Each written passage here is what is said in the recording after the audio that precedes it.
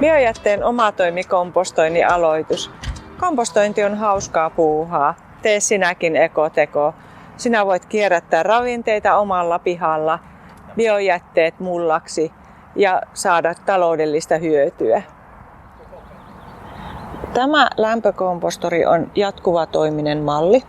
Eli biojätteet tyhjennetään, laitetaan tänne päältä ja sen jälkeen täältä alaluukusta, kun on aikaa mennyt pari kuukautta tai useampikin kuukausi, niin otetaan sitä raakaa kompostimassaa.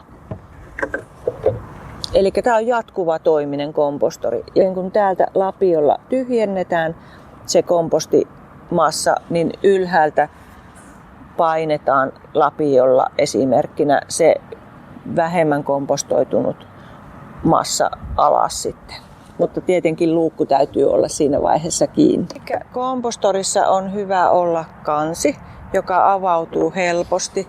Tarvittaessa sen saa myös näin auki asentoon ja voi tyhjentää molemmilla käsillä biojäteastiaa.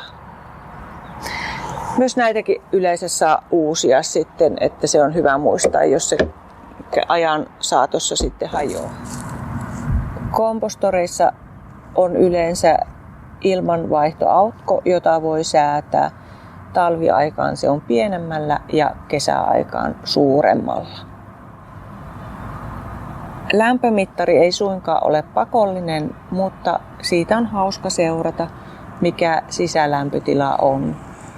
Erityisesti sitten syksyllä ja keväällä. Ja tietenkin se kestävä rakenne, että sitä on helppo sekoittaa tarvittaessa, tyhjentää myös sitten. Ja aika monelle kompostorille tulee myös sitten takuaika suhteellisen pitkäkin, että siihenkin kannattaa kyllä huomiota kiinnittää, kun on ostopäätöstä tekemässä sitten. Kompostorin lisäksi tarvitaan biojätteen kompostointiin myös seosainetta. Seosaine eli kuivike, niitä voi olla erilaisia. Kaupan valmiilla seoksilla on helppo aloittaa, mutta toki itsekin näitä voi tehdä eri raaka-aineista. Hakettamalla saa esimerkkinä sitten 1-2 senttimetristä koko luokkaa olevia puitten, pensaitten oksaa haketettuna.